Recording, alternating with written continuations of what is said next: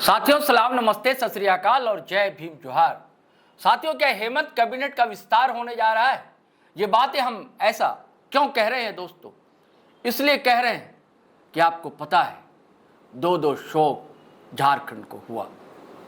अब बड़ा शोक, शिबू सोरेन गुरु जी का निधन।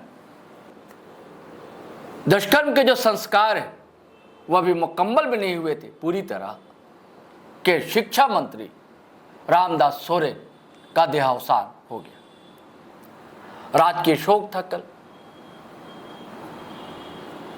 और कल जो नेमना में हुआ कितनी भीड़ जुटी आपने देखा।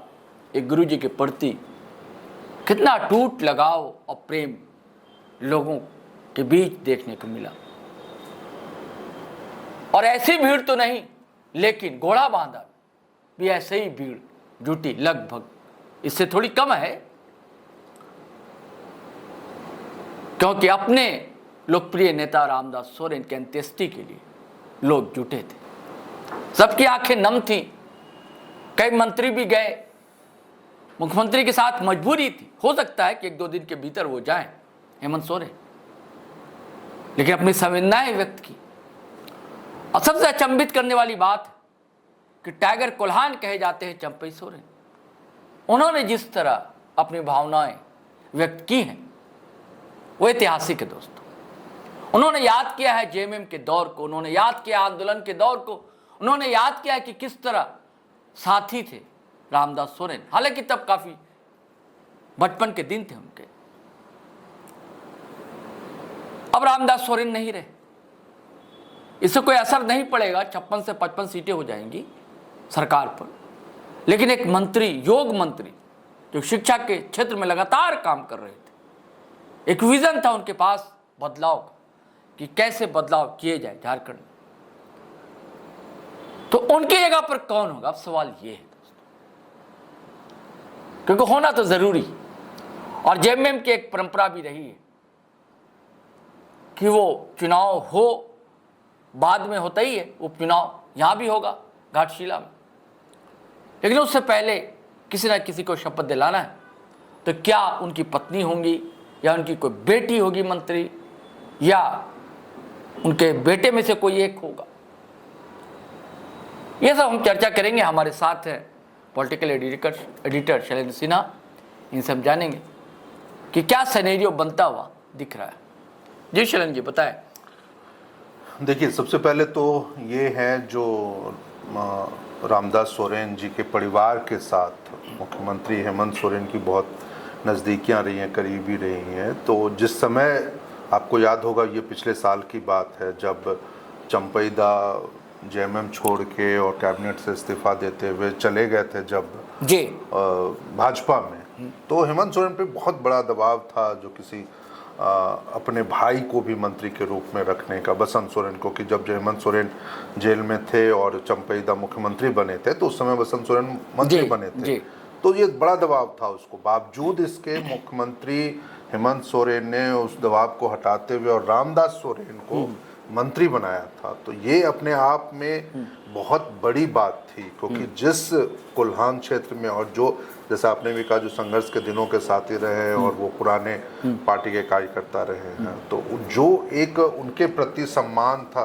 हेमंत सोरेन के मन में, वो कहीं भावनाएं व्यक्त हुई थी कल भी। अब बड़े लीडर बनकर उभरे थे कोल्हान में, निश्चित रूप से, क्योंकि चंपई सोरेन के जाने के बाद बिल्कुल एक बहुत बड़ा खाली था वहां पर। ये लग रहा था जो शायद बड़ा असर होगा, और कोई चर्चा भी उस समय राजनीतिक हलकों में आई थी जो 5 से 6 विधायक उनके चले जाएंगे। हाँ, चंपई सोरेन के जांच, जिसमें प्रमुख नाम इनका भी था, क्योंकि ये काफी करीबी मित्र थे। आपने भी अभी बातें कही जो कैसे उनके लिए उन्होंने चंपई दा ने पोस्ट लिखा है रामदास सोरेन के निधन के बाद।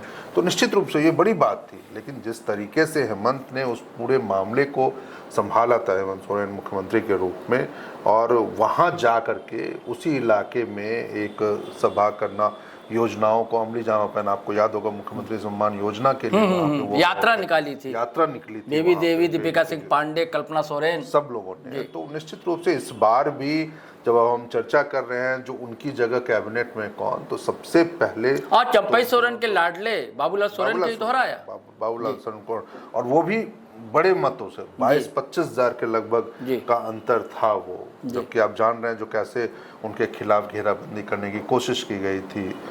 लेकिन इस बार बावजूद इसके कि जो भी हो आने वाले उपचुनाव में क्या होगा नहीं होगा, लेकिन ये ज़रूर है जो मुख्यमंत्री हेमंत सोरेन जो अपना उनका पुराना पैटर्न रहा है या पुरानी चीज़ें उनकी रही है, जो चाहे वो हाजी हुसैन अंसारी के निधन के बाद की बात रही हो, जहाँ जैसा आपने कहा जो जगन्नाथ महतो जो पूर्व शिक्षा मंत्री रहे थे उनके निधन के बाद उनकी पत्नी को, कि उनके बेटे अखिलेश महतो, राजू महतो, हाँ अखिलेश और राजू महतो नाम था, तो वो बालिग नहीं थे, वो चुनाव नहीं लड़ सकते थे, तो बेबी देवी को उन्होंने मंत्री बनाया था। तो इस बार वो परिस्थितियां नहीं आ रही है और हमें तो पूरा भरोसा है जो आजकल में जिस दिन मुख्यमंत्री उनके परिवार से मिलने जाएंगे और अपनी संवेदनाएं प्रकट करने जाएंगे, तो निश्चित रूप से ये तय हुई उसी दिन तय हो जाएगा जो राजनीति में बेटे की एंट्री, जो बड़ा बेटा है सोमेश सोरेन, उसकी राजनीतिक एंट्री होगी। और आपको संभावना लगती है निश्चित रूप से, और वो सिर्फ वही नहीं लगती है, अगले कुछ दिनों में कैबिनेट का विस्तार होते हुए वो मंत्री पद की भी ना शपथ लेंगे। हालांकि इसको लेकर के पार्टी में थोड़ा वो रह सकता है जो कि नया मतलब कि एक कह सकता है जो बहुत उम्र बहुत ज़्यादा नहीं है, अनुभव की कमी है, राजनीतिक वैसी कोई पहचान नहीं रही है। तो लेकिन पॉलिटिकल कॉरिडोर में कई लोगों के नाम की चर्चा है, उनकी पत्नी की भी चर्चा है, पत्नी बेटियों में से भी चर्चा है। हाँ, बेटी उनकी हालांकि बैंक में नौकरी करती हैं, क्योंकि उनके 3 बेटे, रामदास सोरेन जी के 3 बेटे और एक बेटी है, और वो बेटी बैंक में नौकरी करती हैं। उनकी पत्नी सूरजमणि सोरेन वो खुद व्यवसाय करती हैं अपना। अच्छा।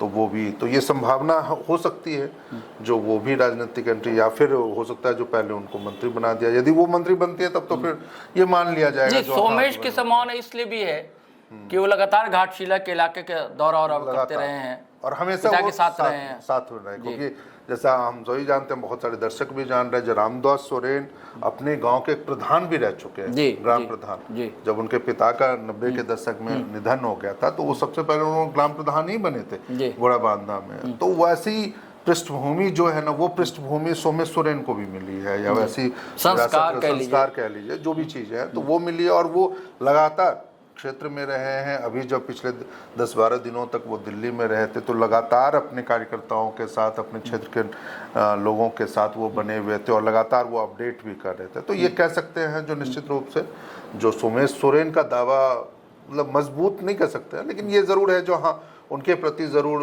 हेमंत सोरेन की भी रहेगी, क्योंकि एक युवा नेतृत्व के रूप में उनका उभार हो सकता है। तो अब देखना होगा जो आने वाले दिनों में क्या चीज़ होता है, लेकिन इतना ज़रूर है जो कैबिनेट का विस्तार होगा और उनके परिवार से ही कोई ना कोई मंत्री। अच्छा, एक बात और है कि उपचुनाव तो होगा तय है, निश्चित रूप से हो सकता है कि बिहार चुनाव के साथ हो जाए या उससे पहले हो, जब भी होना तो है तय सकता है। हाँ, ये हो सकता है। तो क्या वाकओवर दे देगी क्या भाजपा वहाँ पर?